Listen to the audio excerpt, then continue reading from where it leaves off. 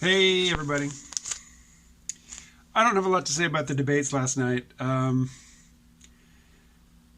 debate moderators explicitly acknowledged that Andrew Yang was the only person of color on the stage. They let him remark on it, but they still gave him less time than everybody else. But he made excellent use of the time that he was given. Particularly the bit that went viral where he takes a question about race in the U.S. and turns it into a pitch for the freedom dividend, saying, what does it take to donate to political candidates? It takes disposable income. If we gave everybody $1,000 a month, there'd be more candidates of color up on that stage. That's less than 2 minutes. It's gone viral on YouTube today. Brilliant. He did great. It's not going to win him the nomination, but the historical record will be rich with evidence of our idiocy. Choosing somebody like, what's his name? Creepy Uncle Joe. I don't think he's predatory in the way that supposedly a lot of Democrats are.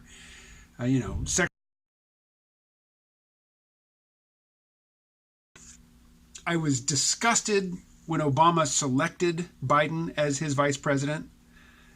And, what really told me that this was a morally horrific move was the praise that it, brought forth from Bill Clinton. But anyway, it's not what I was going to talk about. I was going to talk about Dan Carlin's new audiobook, which it's called The End is Always Near. Of course, there's a longer title. I have listened to hour upon hour upon hour of Dan Carlin podcasts, often while driving long distances. And he's had individual podcast series which were longer than this audiobook. I mean, the audiobook is over. I listened to it today. It's done.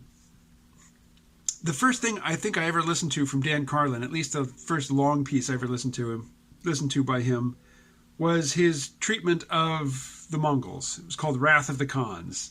And it was like 5 3-hour episodes or something along those lines. It was longer than this audiobook. And this audiobook didn't seem to represent any new research on his part. It's sort of a best of his podcast in audiobook form. But his podcast library is so vast that to do a best of and come up with something that's less than 20 hours is just, it's a superficial survey. So I enjoyed listening to it. It was as good as a normal, I don't want to say average because all of his stuff's above average, but, a regular Dan Carlin podcast series.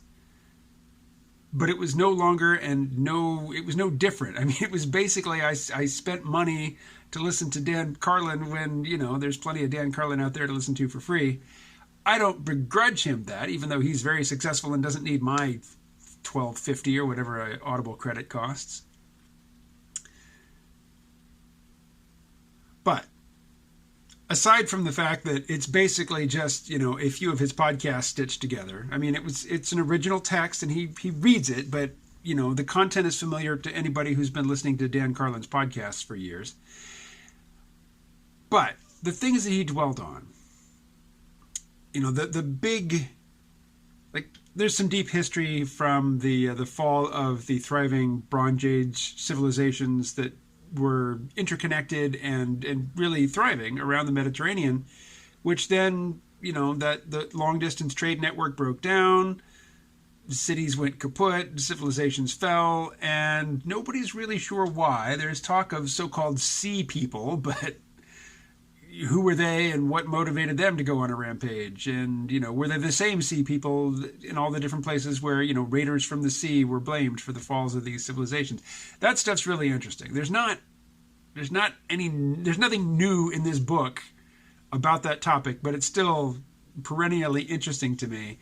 But then he moves into disease, communicable disease, and how, in the 20th century, it is normal for people to, grow up, get married, have a few kids, and have none of them die.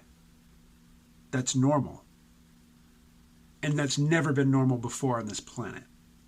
In the history of our species, that has never been normal. The more we cluster together in cities, the more pandemic diseases knock us off.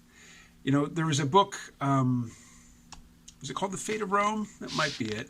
It's a book that basically looks at the fall of the Roman Empire and, its long enduring phase as well through the lens of climate change and communicable diseases. And, what we called the Black Death when it hit Europe in, the 14th century? I'll put the correct century on screen. I mean, it's been a long time since I read that book, so I don't have the exact figures to hand, but the average Roman woman gave birth to, 6 or more kids, and the government was always trying to figure out ways to encourage women to have more children. Because as many children as they were having, they couldn't maintain a stable population. One of the things that Rome did, the Roman Republic and later the Roman Empire, they would just send their legions out to conquer new territory, to simply expand, but also to capture slaves, to bring them back, to keep the population of the Eternal City, fairly stable. I come from, Irish farming stock, Irish American for the most part, in recent generations, at least on my mother's side. A pair of my ancestors lost 2 children to fever on the same night. I have 2 children. I will never have any more children. To lose 2 kids to fever. I don't even know what sort of fever it was. I don't think they knew. They just knew that their kids both got sick and died on the same night. And what's remarkable, so many things are remarkable. Imagine generation upon generation upon generation of people who just lived with that sort of heartbreak as a normal part of life. Something that most everybody experienced. Anybody who got together with a sexual partner and had, a few kids lost at least one. Didn't matter if you were a king, an emperor, you yourself were not safe from plague, from infectious disease. And yet today, the idea that a plague or pandemic could sweep modern, industrial society, transnational, airline connected, global society, that's the basis of a science fiction film. That is a dark apocalyptic fantasy, but it doesn't seem remotely realistic. And, there have been movies made about it, and they're mostly disaster porn, except for the one that Steven Soderbergh did. I don't remember the title of the film. Again, that's the beauty of credits that I can put in after the fact. But Steven Soderbergh did a film about communicable disease, something along the, bird flu pandemic, because it was about the same time that film came out. Jude Law played a sort of Alex Jones character who, had an internet show where he played up conspiracy theories, and he claimed that he had a homeopathic remedy for the disease, and he was selling it online.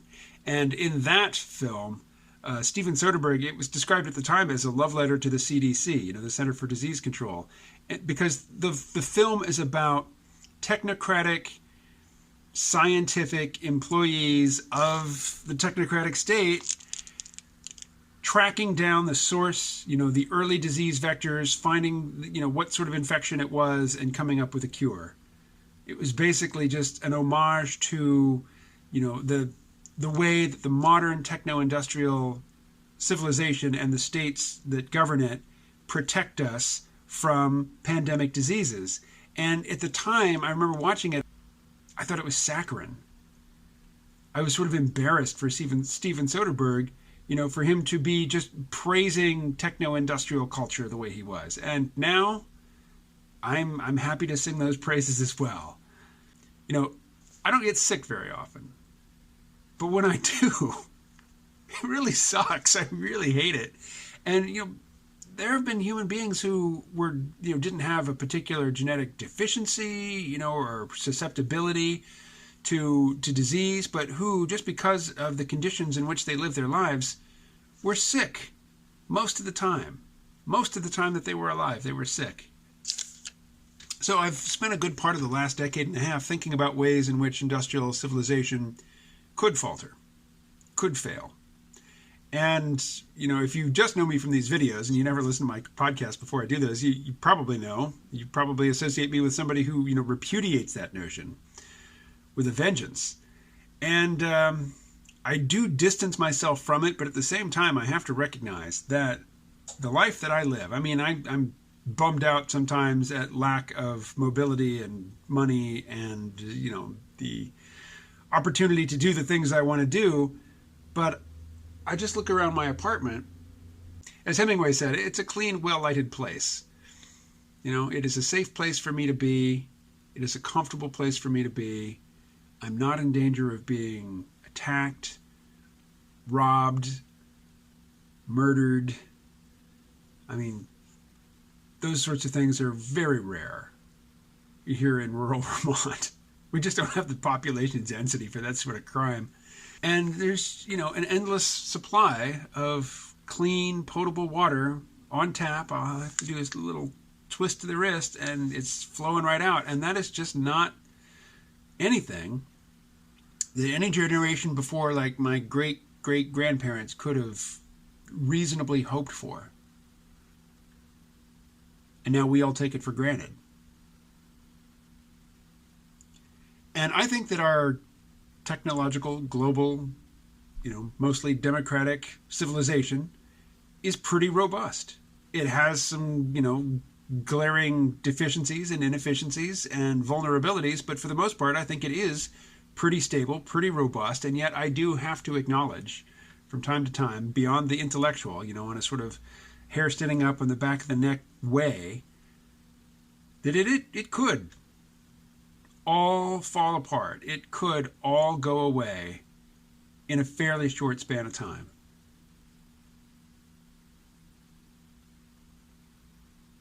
That said, beyond the occasional, thrill ride, toe in the water of apocalyptic mania, I don't see any point in dwelling on it. But it is good to acknowledge it. If for no other reason than to have a reason to be grateful, because there are, clinically demonstrated benefits to gratitude. I am simultaneously grateful for the opportunity that YouTube and my phone provide to connect me with you guys on a daily basis. And I'm also glad, equally glad, and at the same time, that 2019 is coming to an end and the daily YouTube upload obligation will have been fulfilled. I will be very happy to have discharged that self-imposed obligation. I will still keep talking to you, though, after that. And I'll talk to you tomorrow.